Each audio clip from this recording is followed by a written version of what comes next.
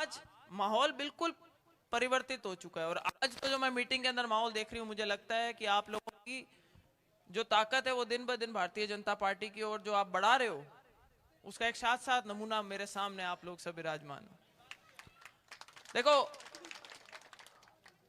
रेवत जी ने जब यहां से चुनाव लड़ा था विधानसभा के टाइम 2023 में, केवल मात्र 2000 वोटों से पीछे रह गए थे, चुनाव जीत नहीं पाए थे। और उस टाइम पे मैं कहती हूं कि माहौल बहुत अलग था। उस टाइम आरएलपी ने अपने कैंडिडेट खड़े करे थे, 78 जगह कैंडिडेट खड़े करे थे, और नेताजी भाषण सब जगह दिया करते थे कि मेरे 18-20 एमएलए जीत करके आएंगे। और लोगों के भी मन में यह आ गया था कि भाई नेताजी के हो सकता है कि इस बार इतने एमएलए जीते। तो उनके पीछे लग लिए लोग।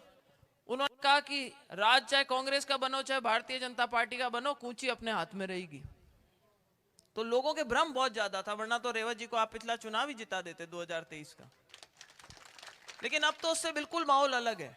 आज सरकार बन चुकी है, और मैं अक्सर कहती हूं कि भाई इस चुनाव का जो परिणाम है वो सरकार के ऊपर तो कोई आंच नहीं आएगी। सरकार तो स्थिर है, पूरे 5 साल चलेगी, पूरे नंबर है उनके पास में। लेकिन हाँ, अगर हम इस बार मौका चूक गए तो खिवसर को इस चीज का नुकसान हो सकता है। जैसा रिचपाल जी ने अभी बोला कि अगले 4 सालों में हमारे पास में एक उम्मीद की किरण आई है कि अगर हम रेवत डांगा जी को जिताते हैं तो भाई आप लोगों की जो बात है वो विधानसभा में मजबूती से रखेंगे। किसान परिवार से आते हैं, साधारण परिवार से आते हैं, और 36 कौम का समर्थन मिला हुआ है। जहां कहीं जाते हैं सभी लोग मतलब सरल स्वभाव के आदमी हैं। हर एक आदमी की मंशा ये है कि भाई इस बार रेवत जी को जिताओ। हम तो कई बार कहते हैं रेवत जी आप खिवसर के लिए सीधे ज्यादा हो, कि आप नरम दल के नेता हो, गरम दल के, हम ज्यादा गरम दल के हैं। तो रेवत जी वास्तव में भाई कोई भी आ जाता है, कहे नहीं नहीं साहब काले अब काले तो मदद कर दो। मैं कह रेवत जी थोड़ा करंट काटेंगे, नहीं नहीं यार अब काले मत काटो, अब क्या कौन देवे जाना था कार्ड करंट काट दीजिए। तो भाई वास्तव में एक अच्छी शुद्ध भावना रख के राजनीति में आप लोगों की सेवा करना चाहते हैं। नेताजी हर बार 2-3 चीजें बोलते हैं जिसका मैं आपको जवाब देना चाहूंगी आज। एक तो वो कहते हैं कि जिन सबको मैंने नेता बना दिया वो सब मुझे छोड़ करके चले गए।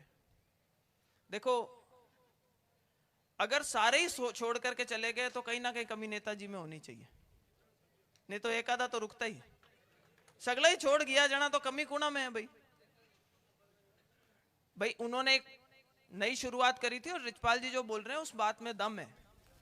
वो हर जगह फोन करते थे, जब ये दूसरी जाति के लोगों को बोलते थे तुम्हें क्या लग रहा है, मैं तो अपने वालों को नुकसान पहुंचा रहा हूं, आप मेरा समर्थन करो। परिवारों के अंदर मिर्जा परिवार के पीछे तो चलो हमारी राजनीति आप लोगों के आड़े आती होगी, भाई हमारे साथ तो चलो सीधा चुनाव होता है, सीधा मुकाबला होता है। एक बात हो सकती है, भाई दिव्या मदेरना ने आपका क्या बिगाड़ा था, आप उसका लारा किया। हरीश चौधरी ने आपका क्या बिगाड़ा था, आप उसका लारा कर रहे थे। गोविंद सिंह डोटासरा ने आपका क्या बिगाड़ा था, आप उनके आगे कैंडिडेट खड़ा कर रहे थे। और जब मेदाराम जी बेनीवाल जब कांग्रेस में चले गए तो उनका लारा करने लग गए। कांग्रेस के पार्टनर बन के बाड़मेर में कहते हैं बीजेपी को वोट दे देना। तो ये जो घालमेल की राजनीति है, ये लोग अब समझने लग गए इस बात को। और अगर लोगों को आप 78 आपने अपने कैंडिडेट उतारे तो भाई 3 से घटके 1 कैसे रह गया? कोई कारण होगा ना कि 3 से घटके 1 रह गया। आज वो कहते हैं मैं तुम्हारे संघर्ष के लिए खड़ा हूं, आज तुम्हारे लिए लड़ाई लड़ रहा हूं। भाई आप तो अपने परिवार के लिए लड़ाई लड़ रहे हो। मैंने कहा था पहले भाई, फिर भाई, और अब लुगाई। हर एक नुकसान और हुए हैं। भाई बहन होने के नाते मुझे तो इतना, भाई भाई ने मेरा इतना ख्याल किया था, इतने चुनावों में इतनी बार बोला कि भाई ने फेरू हरियाणा भेज दो, माँ के फूफ फंसा के फलका का फोड़ा पड़े। क्यों कि नहीं क्यों? तो भाई बहन भी आज चिंता करती है अपने भाई की, अपने भतीजे भतीजियों की, कि भाभी अगर विधानसभा चली गई और आप सभा में रह गए तो माँ के तो भतीजा भतीजा टिंगरिया लाई रुलझा ही ला रहे। आ की जिम्मेदारी कुणा की है? आपानी जिम्मेदारी है। टाबर छोटा है अबार, और भाई माँ की जरूरत होती है कि नहीं होती है? माताएं बहनें खड़ी है, भाई माँ की जरूरत होती है छोटे बच्चों को, होती है ना। खाना पीना समय से नहीं मिलेगा तो क्या होगा? कुपोषित रह जाएंगे, शारीरिक रूप से मानसिक रूप से पूरी तरह विकसित नहीं हो पाएंगे। माँ घर में नहीं होगी, होमवर्क नहीं कराएंगे, पढ़ाई में पिछड़ जाएंगे, बिना धंधे रह जाएंगे। तो इसलिए बहुत जरूरी है, मैं भी एक जिम्मेदार बहन होने के नाते मेरे भाई के घर की चिंता करती हूं और आप लोगों से कहती हूं वो तो बने हुए सांसद हैं, आपकी सेवा करेंगे और उनको खूब मौका मिल रहा है।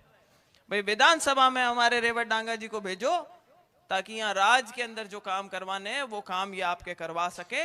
ज्यादा से ज्यादा आप लोग इनको समर्थन दें, वोट दे करके 13 तारीख को जिताएं, जिता करके विधानसभा में भिजवाएं।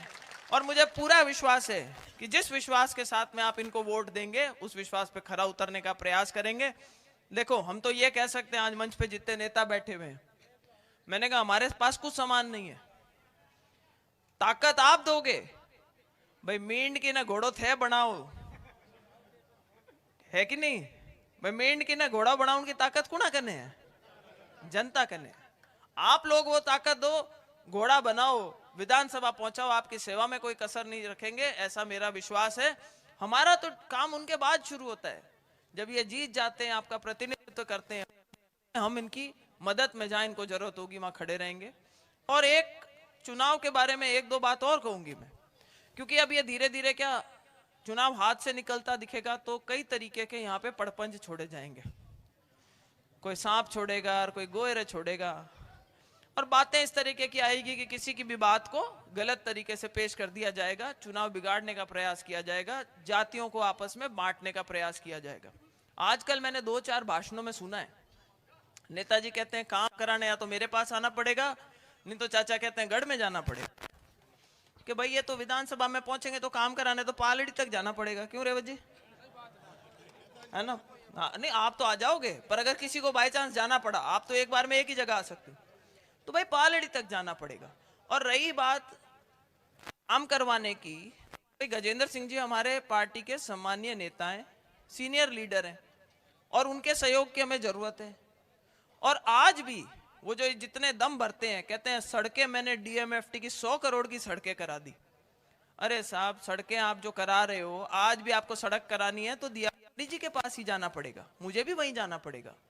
अगर गजेंद्र सिंह जी खींवसर को, अगर मान लो कि कोई अगर नगर पालिका काम है तो उनको जाबर सिंह जी खर्रा के पास जाना पड़ेगा।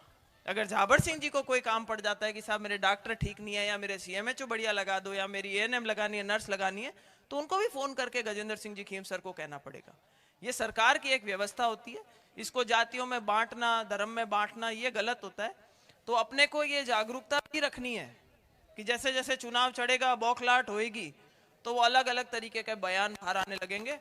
और भाई मैं किसी से रड़क हो ज्योति मिर्धा से, किसी को रड़क हो रिचपाल जी से, किसी को अशोक जी नहीं सुहाते कि भाई ये किसानों की बात करते, हम नहीं चाहते किसानों की बात करें, किसी को और किसी फला जी से तो मैं कहूँ भाई गोयरा का पाप हूँ, पीपली मत बाल दीजो अब कर माँ का बट काट ना जगह माँ का ही काट लीजो, आँख मत काट जो माँ के पाती का। हाँ तो भाई सब एक मुश्त 13 तारीख को वोट पड़े, जब रेवत जी को वोट दें, जिताएं। खर्चा लगाना हो भाई अपनी तरफ से लगा लेना, इतने पैसे नहीं है, जितनी हो सकेगी हम सब मदद करेंगे, लेकिन इतना सामान अभी नहीं है हमारे पास में। एक चुनाव हम लड़ चुके हैं, दूसरा चुनाव लड़ रहे हैं, तो ये उसको अपना घर का चुनाव समझ करके बिना इस आशा के भाई होए जैसी साधन की व्यवस्था कर देंगे, तो नहीं कर पाए तो भाई घर का चुनाव मान करके आप लोग ही लग जाना, इतना मेरा हाथ जोड़ करके आप लोगों से निवेदन है। टाडास में आ गए, आप सबके दर्शन हो गए, आप सबको 13 तारीख की बुलाउन देते हुए और आप सबका बहुत बहुत धन्यवाद करते हुए और दीपावली के पावन पर्व की आप सभी को बहुत बहुत शुभकामनाएं देते हुए मैं मेरा स्थान ग्रहण करती हूँ। और अगर हाँ, एक मुद्दा यहाँ पे आया था जिसके बारे में, यहाँ पे एक सीमेंट फैक्ट्री का मैटर था, वो मुद्दा मेरे पास आ चुका है, आपकी बात में बहुत दम है, उसको परस्यू करेंगे सरकार के साथ में। इसमें आप बिल्कुल निष्पक्ष तरीके से जो आप लोगों का पक्ष है उसको वहां पे ऊपर मजबूती के साथ में रखेंगे। और जोरदार तालियां। अभी भी आपके यहाँ पे पानी की टंकी बन रही है, और जैसे राजू जी कह रहे थे कि श्रेय लेने वाले दूसरे आ जाएंगे, आपको भी पता है और हमें भी पता है कि वो टंकी कैसे बन रही है। आगे भी कोशिश करेंगे अच्छे से अच्छे आपके काम हो। जेके सीमेंट वाला जो मुद्दा है उसको अच्छे से उठाएंगे, सरकार में आपका पक्ष मजबूती से रखेंगे और जितना अपने लोगों का सहयोग हो सकेगा उसको करने का प्रयास करेंगे। आप सबके दर्शन हुए, आप सबने भाषण सुना, हम सबको बोलने का मौका दिया, उसके लिए बहुत बहुत आभार।